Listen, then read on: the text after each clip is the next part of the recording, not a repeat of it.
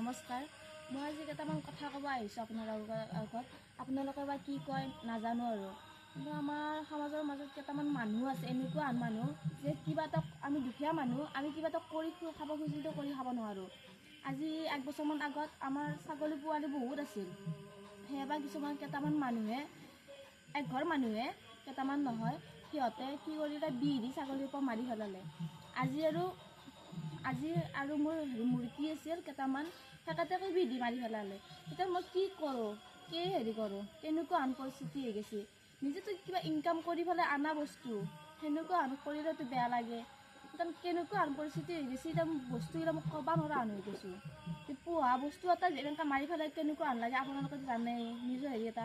মোৰ ইমান দুখ লাগি আছে, এতিয়া মই কি কওঁ, আপোনালোকৰ আগত ক'লোঁ আৰু।